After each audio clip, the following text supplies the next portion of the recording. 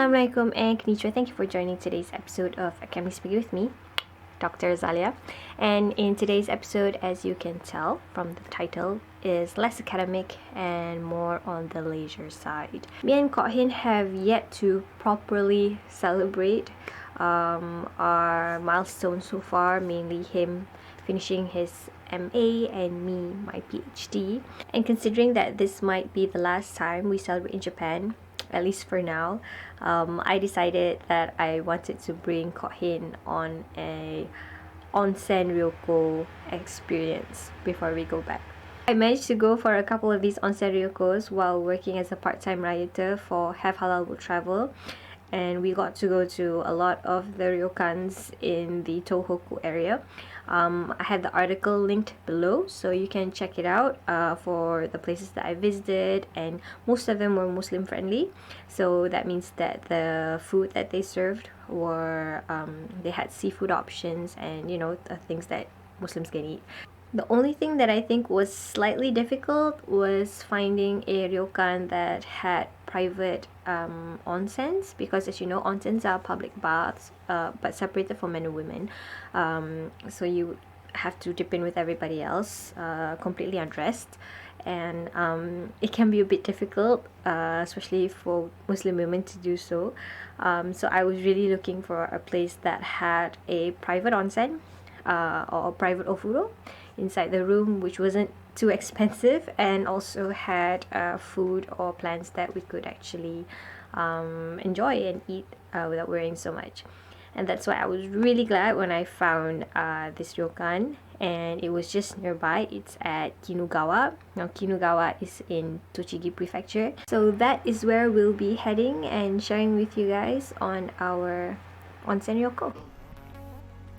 Kinugawa Onsen is located about 130 kilometers north of Tokyo and about 30 minutes away from Nikko by train. It is connected with Tokyo and Nikko by Tobu Railway. There are also direct limited express trains between the Japan Railways and Tobu Railways.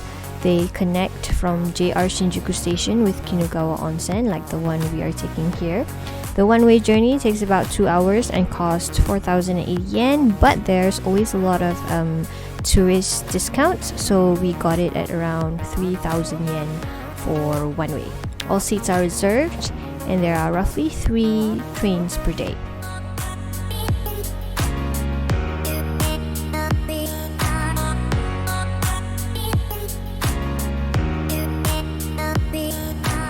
Our journey will not be complete without a bento to accompany us. This time, however, we decided to just buy one instead of cooking our own, because, well, it's easier.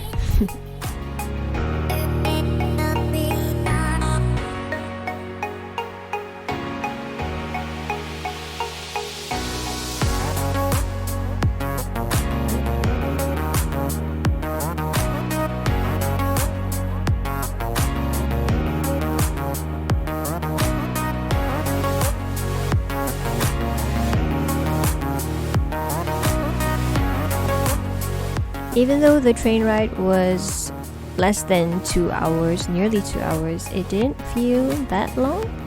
So now we are here and we have arrived at Kinugawa Onsen Station. So Kinugawa Onsen is quite a popular hot spring resort town along the Kinugawa River. The town is centered around the large hotel ryokan lining the riverbank, including the one that we are going to stay at as well. Most ryokans offer pickup service for their guests, so once we arrived, we just gave them a call and they swiftly came to pick us up, and now we are on our way. Now, the omotenashi or Japanese hospitality of the ryokan we stayed at, which is Tsuganoki, was so exceptional that I did not get to film our entrance because they treated us like VIP, and I felt really bad for taking any videos. So we went straight to the room, and here we are staying at the Araragi Nokang. Now, Tsuganoki is a small and pretty old ryokan, but very well maintained, and as I said before, their staff here is exceptional.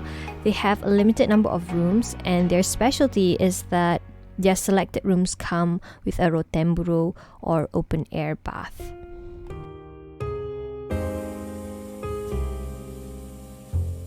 Some rooms do have beds, but since I wanted Kohin to experience the Japanese onsen ryoko, I opted for the futons instead, which are still very comfortable. And also, since it was our anniversary, we got to request for this cute little cake to enjoy.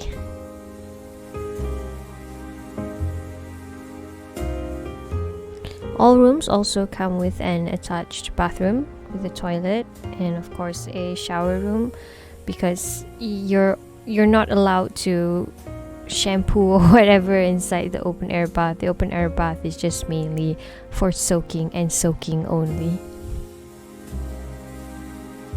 They also have this adorable bag that is supposed to be a gift for their lady guests, which of course inside is a limited edition skincare set.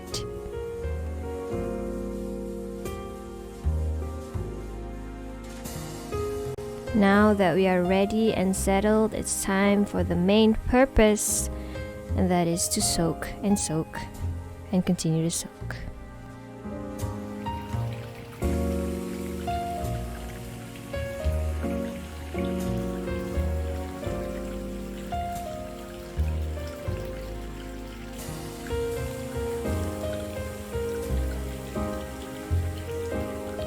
Dinner starts at as early as 6:30. They'll give you a call and you can head on down to the 3rd floor where your fine dining Japanese experience awaits.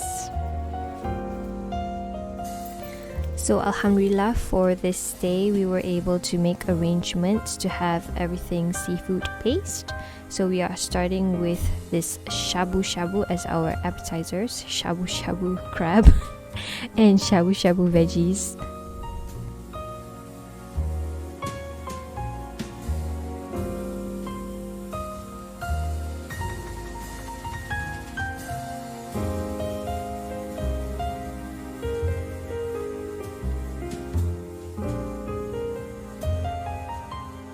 Next, we are served with an assortment of fish, which included sushi, grilled fish, and also some chawamushi.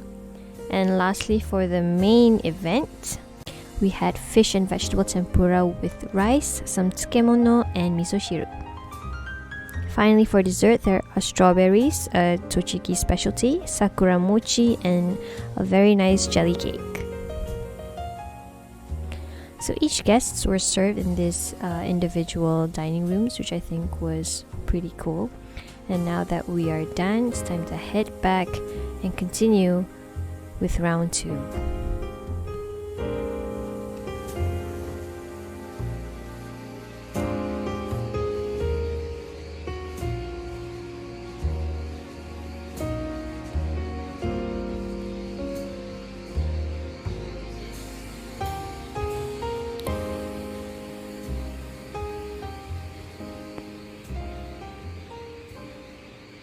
I do have to clarify though that the private bath that came inside the room is not an onsen, meaning that onsen is like the natural hot spring water from nature, right? So that's an onsen. The private baths that come with the room are more like hot tubs. The water is maintained at a certain temperature. It's always hot, but it feels so good. But it's not, like people usually want to go to onsens because they're natural springs and they have all their vitamins and whatnot. But I really just wanted to go because I wanted to soak out inside Erotemburo, which is a private bath with open air kind of thing, like you can enjoy nature while being in the hot tub kind of thing. So yeah, that's why I didn't really mind it not being a real onsen per se. The cool thing is you don't have to switch it on, switch it off. It is always at that temperature. So like I said, if the main goal is to soak in the hot water as long as you want, so it was really great because we could just go in and out like anytime, like so many times, even during that one day.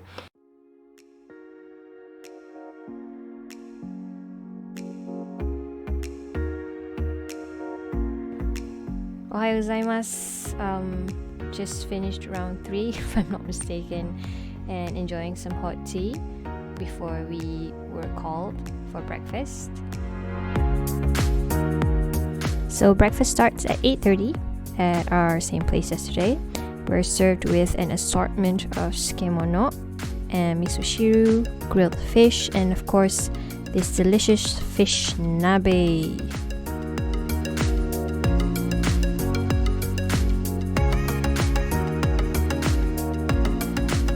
We actually managed to squeeze time to get into the Rotemburo one more time after breakfast, just before checking out at 10 a.m.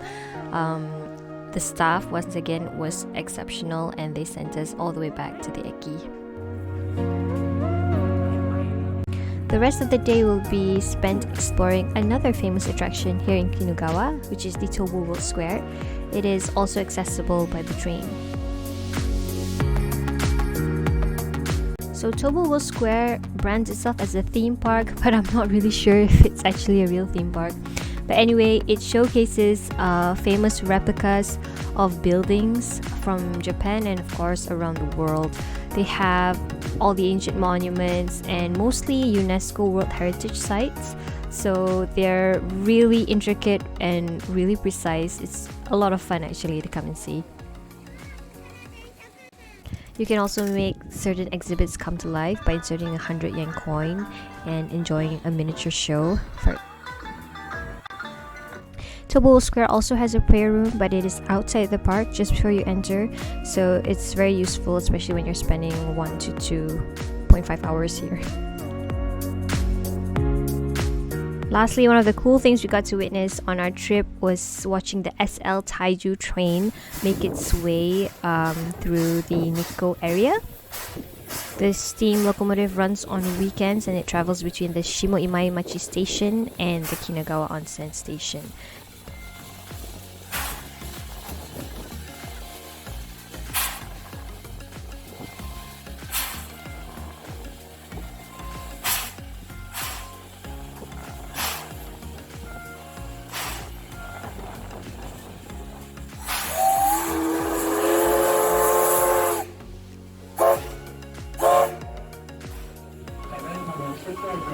And lastly, for lunch, some deliciously handmade pizza just down by the station.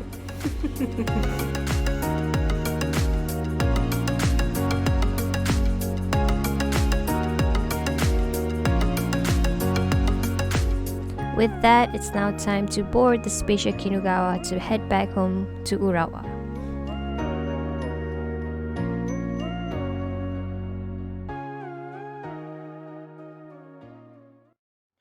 Okay, so did you enjoy the Onsen Ryoko experience? Yes, I enjoy very much. It's a rare experience, I think, once in a lifetime. It's like private and outdoor. So not all onsen are outdoor, that's number one, and not all onsen are private. So usually, kalau outdoor is like the surrounding is cold and then you rendam, then your badan panas.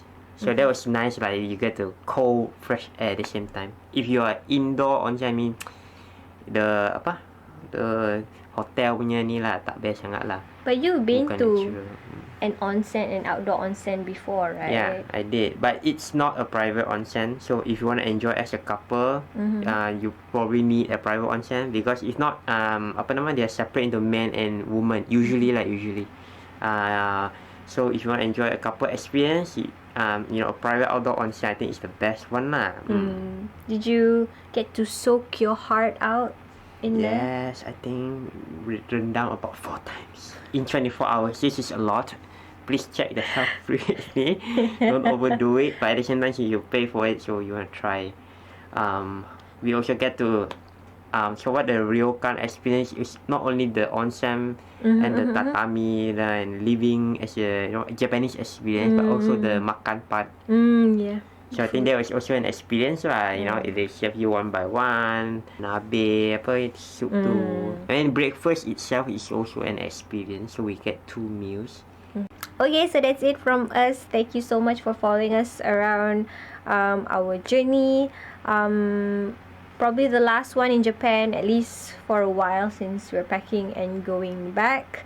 But we'll be happy to share you our other adventures if we have any in Malaysia and other locations, which we will reveal later.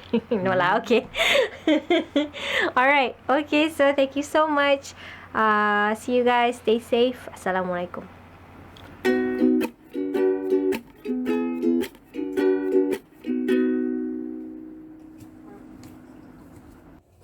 Capture more. We have nice room. Now it's our rundown time.